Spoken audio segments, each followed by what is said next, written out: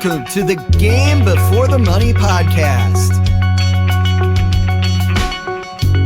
Hi, everybody. Welcome to the Game Before the Money podcast. I'm Jackson Michael with you, and today we have NFL agent Bryan Ehrlich going to tell us a little bit about what it's like to be an NFL agent, some of the roles he takes on beyond just negotiating contracts. He's also going to walk us through what negotiations might be like with NFL teams and how he serves his player clients as a member of Generation Sports Group. This interview really illuminated some areas for me that, we really don't get to know as fans.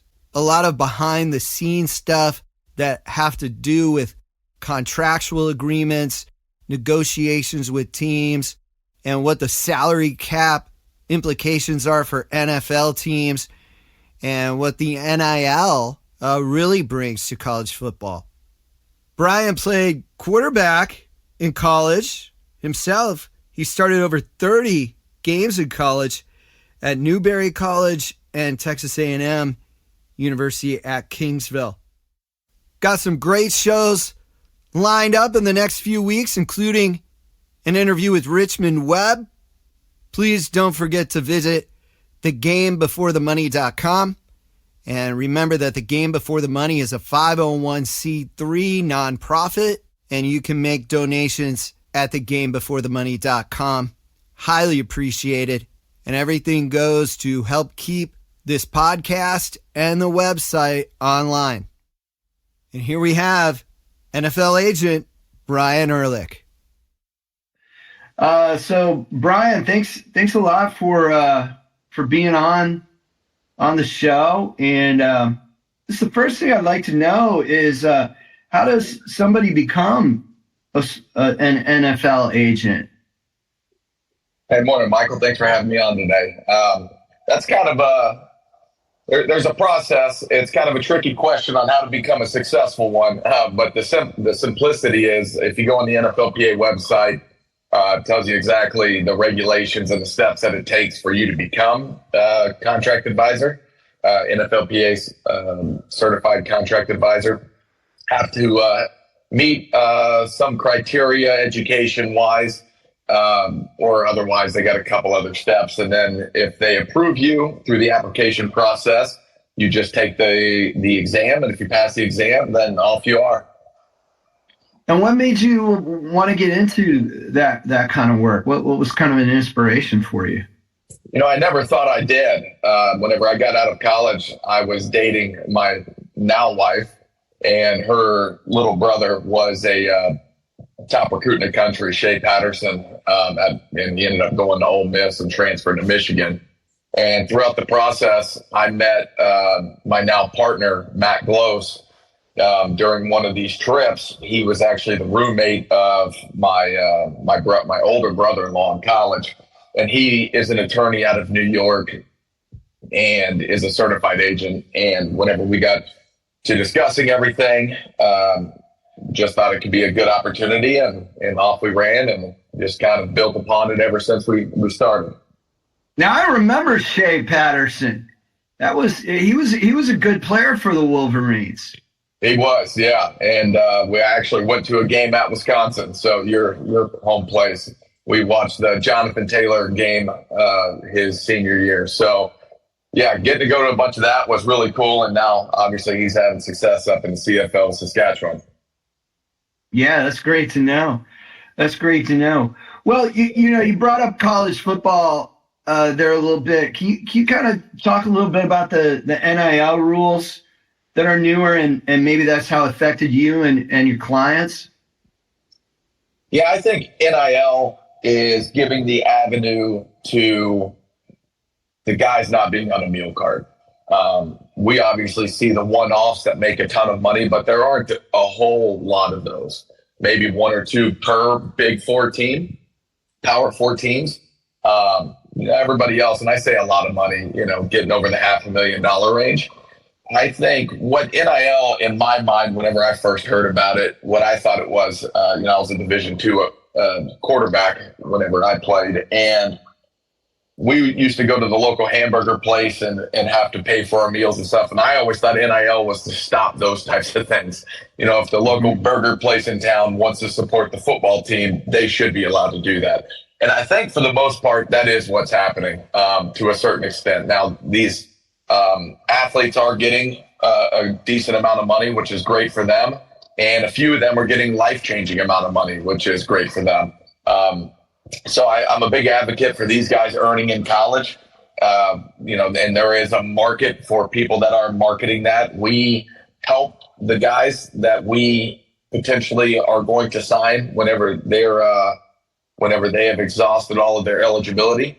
But for us, we don't see NIL as a money-making opportunity. It's more as an assistance opportunity, showing our connections type of opportunity. But we haven't taken the direction of making it a money-making opportunity just because we don't see the benefit in that. And we don't see it as being as wholesome in your ability to represent them in their journey to being in the NFL if you're kind of trying to put money on the table or take money off the table in their careers.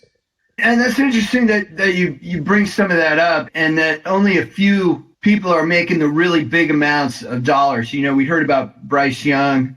I think he made $1 million as a freshman, but that's more the exception, you're saying, than the rule. Most players aren't making that kind of money. That's exactly right. And I think the teams that you see succeeding the most are developing a roster that shows that.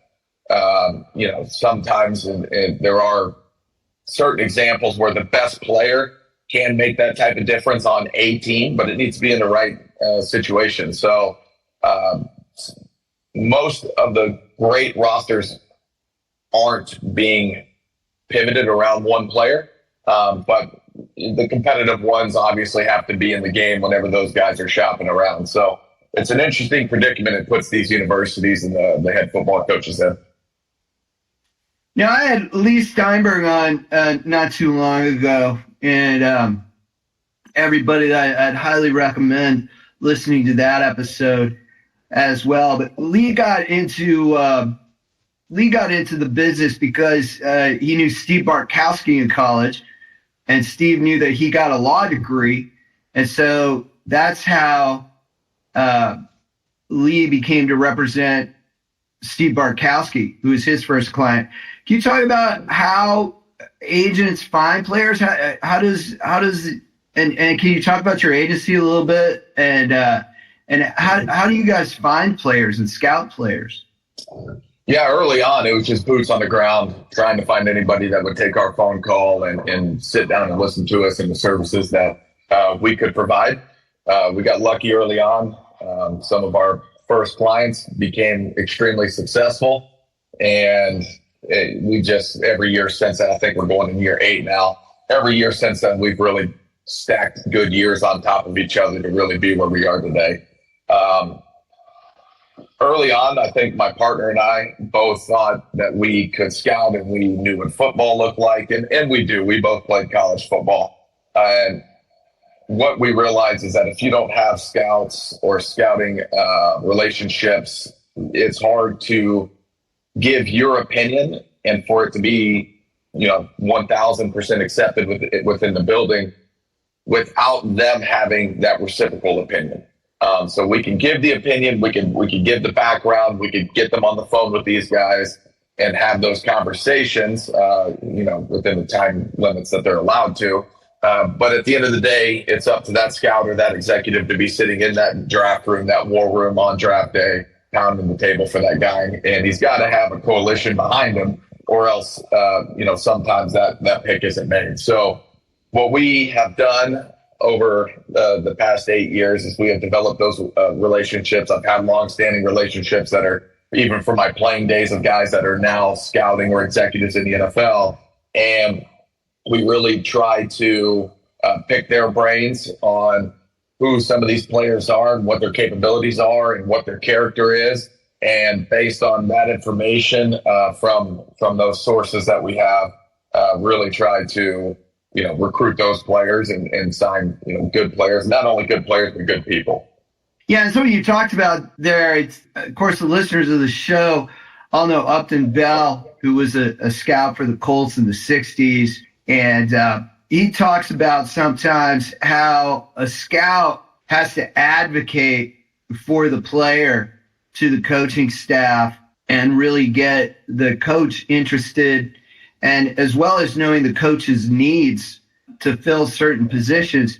So, when we see players succeed, what I'm getting from what you said is, there's a whole group of people behind that player. It's not just based on talent necessarily. They have a community advocating for them, it sounds like. That is exactly right. You've got to have people that are ready to set that runway for them once they enter the building. And if the coach isn't on board, or the O-line coach, or whatever position the guy is, it's hard to really get them that runway that they need. Nobody steps in and is great right away, right? You got to learn the facility, got to learn the management of the team, got to understand your coaches, what your coaches' expectations are, and you got to make sure that they're laying that groundwork for that type of success. So that's always a big part of it, number one. But number two is also through this is sift through some of the information. I was on a call with the team representative last week, and he was, I was asking him about a certain player who plays a particular position that team doesn't quite use very frequently. And he's telling me, I didn't write him very high. He's a free agent, et cetera. And he's telling me all these things. And it was funny because after I started going and asking other people about him, not exactly NFL, but my partner and others, it's like, well, you got to remember that they don't use that position. So their grade is totally off. Don't let that be the 100% deciding factor on how you recruit the kids. So it's interesting how much information, you can have all the information in the world, but if you don't know how to process it, you're not always going to get the result you want. Oh yeah, that's really great insight, Bryan. And thank you for that. I kind of like to get, you were talking with the team and stuff. Last week, could you kind of walk us through what like a basic negotiation might be like with an NFL team? Yeah, absolutely. So it's interesting because it's who wants to flinch first type deal. It's never, let's get it done ASAP and let's have great terms. Unfortunately, that's just not how this works. We've gone to teams in many different roles with leverage, no leverage. And I'm always a guy that tries to maximize the value for the client, but also try to be in line or above what market value is. We're not trying to be unfair, but rarely are teams on board with maximizing or resetting a market for those guys. So it takes a lot of time and effort on our end. And for the most part, teams come with their initial offers, and it matters where you're at. If you have a restricted free agent, or if they're an unrestricted free agent, or a college free agent coming out of college, there's many different situations that you do negotiate with these teams. And you're just taking their offer, and if it is an unrestricted deal, you're trying to maximize that offer and garner leverage where you can. So trying to be fair, trying not to burn bridges, but at the same time trying to do what's best for our clients. You mentioned there's restricted free agents, there's non-restricted free agents, and there's free agents coming out of college. Could you kind of explain kind of the nuances for the average fan on what those three are?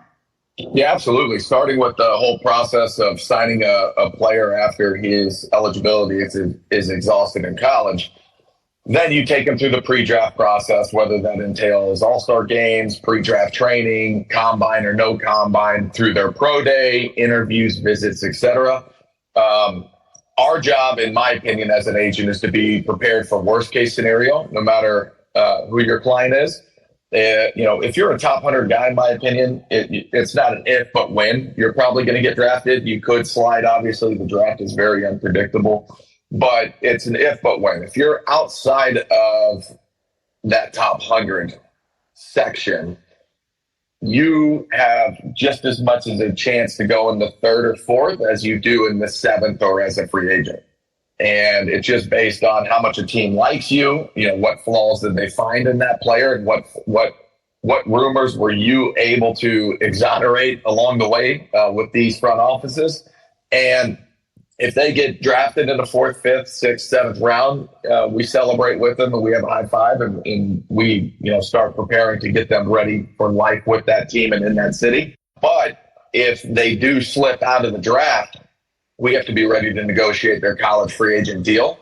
And that usually means taking multiple phone calls, and usually GMs are a big part of those calls when they're trying to close these guys on the back end. So we need to have the statistics of which teams give out guaranteed salaries, which teams have usually shelled out the biggest signing bonuses in terms of dollar amount. There's usually a pool for college free agents signing after the draft that each team has, that the NFLPA puts out on day 3 of the draft, usually, or the Friday before, that tells everybody exactly what that pool is. So, if you're getting X amount of dollars, that's approximately 20% of their pool that they really want your guy. They're putting their money where their mouth is, so to speak. So we have to have all of those ideas. We have to have the depth charts for your players with these specific teams. We have to know who showed the most interest on these teams.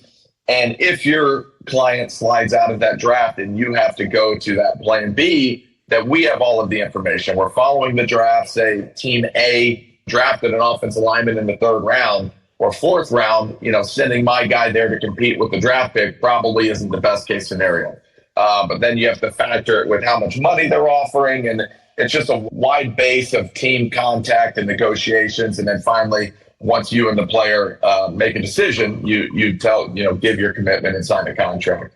But obviously all of that has to happen once the draft ends. And that's the college free agent process, which is probably the most hectic just because it's in a very finite amount of time and you only have one phone. So 5 teams are calling one phone. You've got to really streamline that communication and be very assertive in how you handle those conversations, or you could be missing offers.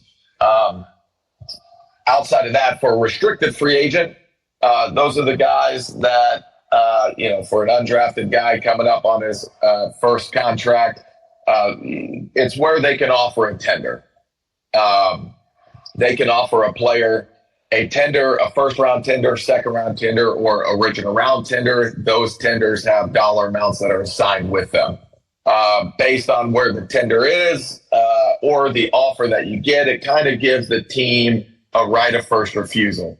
I know the agent community as a whole doesn't like the restricted free agency. Kind of gives the teams a lot of leverage, and it's our job to try to get the highest round tender, which then justifies, that dollar amount that comes with that tender that our clients will get that year. And then I believe the most fun one is the unrestricted free agent process, where you have a good player. He's exhausted his entire contract. He's gotten past the restricted free agent year, still having a good career. And now you get to go to market for 32 teams and negotiate, try to find an upper hand, some type of advantage that you can market to the teams and try to get a deal done that's in the best interest of your client. That's really good, clear analysis for everybody. And there were a couple of things I wanted to that I heard you say that kind of piqued my interest a little bit. You mentioned about finding players when they're drafted, helping them set up a place in that city and adjusting to life in that city. A lot of times I think there's a high percentage of fans who think that agents are just there simply to negotiate the contract between the player and the team. But the agent takes a number of different roles, it sounds like. Yeah, we're an overall concierge, in my opinion. The more that we can offer, the more value we bring to our clients. Negotiating the deals and increasing signing bonuses, et cetera. There's been times when we've increased them 7 figures, and then it's easy to say, this is where we got our fee from. We got you an extra $1 million on top of what we were going. This is how we did it, et cetera. And outside of that, you have setting the guys up in the cities. We took care of a speeding ticket this year. We take care of the guys. And you're kind of a sounding board for these guys if they didn't have a good game, if they're not playing as much as they want to. You're also a mouthpiece for them with the front office, or how the guy then through that process. And So we do a ton of things, and it's easy to say the fee is this or that, and you could do that in every fee-based program out there, not just sports. And I always like to clarify it by saying, yes, someone probably will do it for less. Someone may do it for free. But just like any insurance agent or anything else, you don't know you have a good one until you have a bad one. And the guys that have gone through it with the bad ones have some, we've all heard some nasty horror stories on it all. And, I'll stand by that. I know the product that we're going to give. I know how we're going to operate. I know that whenever we say we're going to take care of somebody, that we mean it. It's not just a hashtag on Instagram. We expect to be a part of these guys' lives. And, whenever you know that you're bringing that type of solidarity to your clients, it's easy to sleep at night. Oh, that's great. Yeah. There's a lot of aspects to it outside of just the money. Now, you also mentioned guaranteed contracts in there a little bit, guaranteed money in that other answer. That's another thing. We hear, Jordan Love's contract was enormous. We hear about these game-changing contracts, and those are the ones that get the headline, and they've got these enormous numbers attached to them. But some of that money is guaranteed, some of it's not guaranteed. Can you kind of walk us through what those huge contracts really are like and how often all of the money gets paid out? Each team does something different in terms of payouts. Some teams give it all at once. Some teams will stair step it, and sometimes that is a part of the negotiation process.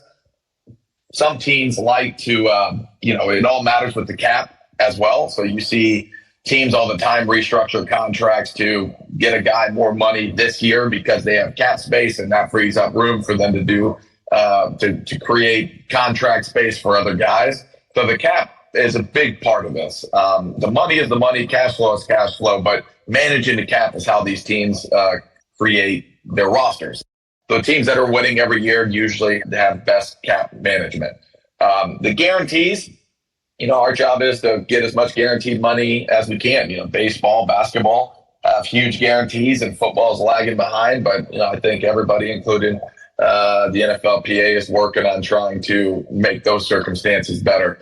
So as it, pertains to guaranteed money, again, we try to get it as high as possible, and that the signing bonuses, et cetera, are cap hit through the life of the contract on a prorated basis. So again, it's all factoring it back to the cap. How can we convince a team that we're trying to help their cap availability and trying to save them cap money while still trying to get our client the most money possible in the best position possible? Kind of the further into that, when we see these enormous amounts, generally what percentage are the players getting of that huge amount? Is it quite a bit less on average, or does it average out that they get the full amount of the contract, or what have you seen? The guarantee is the guarantee, right? That's what the team's willing to guarantee that they're going to commit to the player. So the guarantee, they get that, whatever that is. On top of the contract, especially with quarterbacks, right? They're the ones that reset the market every year, and now you see other positions doing it every year. You're going to get it for at least a year or two, and based on production and based on how the team's doing with your production around that, I've seen a lot of teams want to come back to the table and either renegotiate that contract to favor them better, or renegotiate that contract to help the cap. So I wouldn't think that it is something that there's a percentage that they do or don't get. I think a lot of it's based on team production and overall cap space availability. And then last but not least, the players' production and how they're actually producing for the team. Oh, so there are a number of factors that are going into that.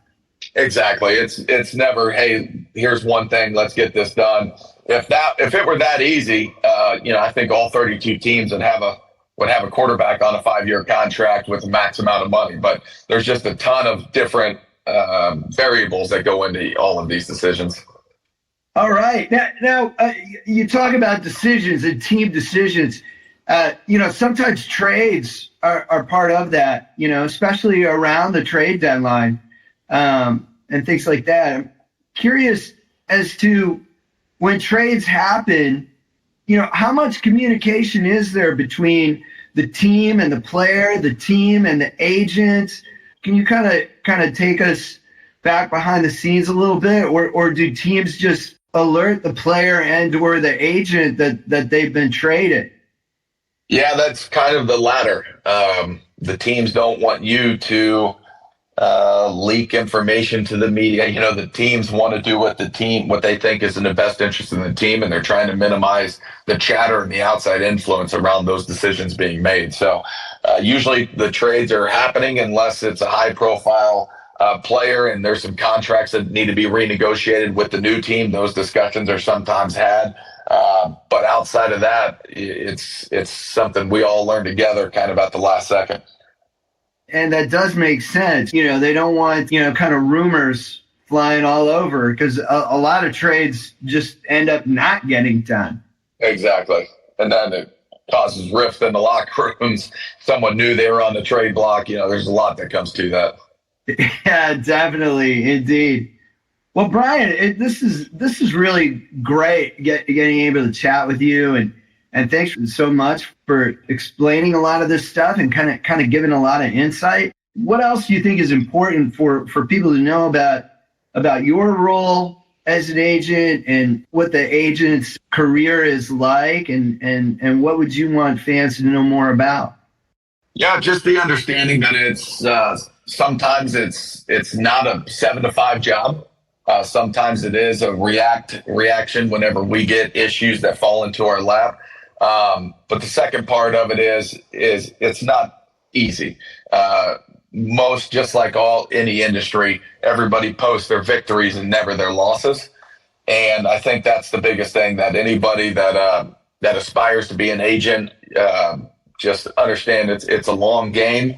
You're not going to have success immediately, but that's normal anywhere. But if you can find the right people to help you along the way and to help mentor you through those learning processes, it'll make it a lot easier. So there is a financial commitment to training players and pre-draft process, et cetera. And there is a learning process along the way, and partnering with people is usually the fastest way to get that experience.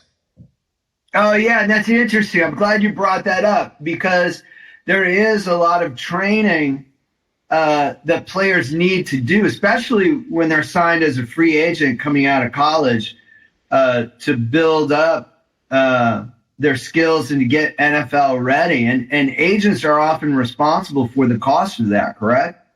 Yeah, especially with the higher profile players or any player with multiple agents on them. It's kind of a supply and demand market. So we have to be real careful in who we invest in. And that's where some of our friends throughout the industry help us in making those decisions. And we have to, I say we don't, and I know I don't do this for the money. I do this to help the guys and make sure that they have opportunities that I didn't feel like I had when I was coming out of college as a record-breaking quarterback. And the biggest thing for me is we've got to find a way to recoup the money at least, and do it the right way. So anything you do in life that you're doing for money, I think you're doing for the wrong reason. But in our defense of that is, we are running a business. We do have to have the reserves to do this again next year. So we have to be making the correct investments in the correct players.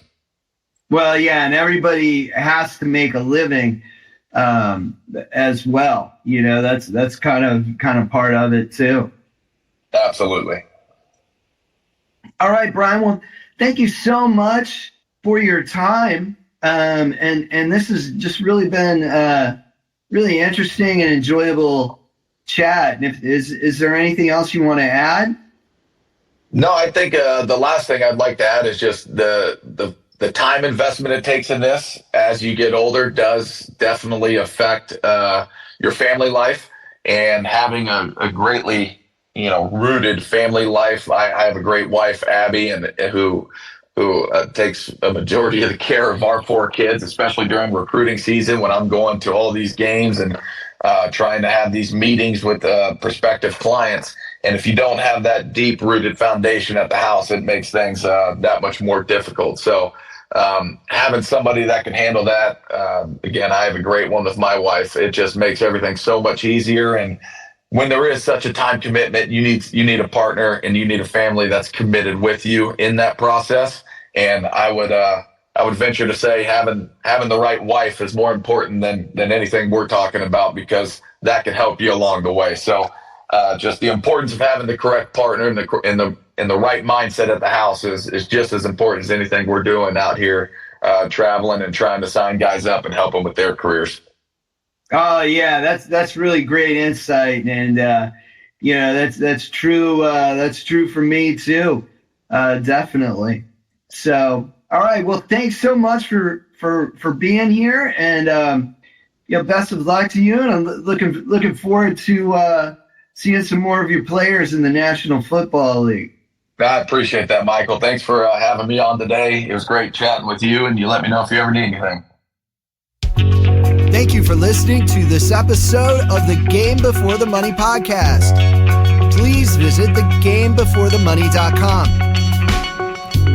Remember that the Game Before the Money is a 501c3 nonprofit, and you can make a donation at thegamebeforethemoney.com. Transcriptions of some episodes of the Game Before the Money podcast can also be found at thegamebeforethemoney.com.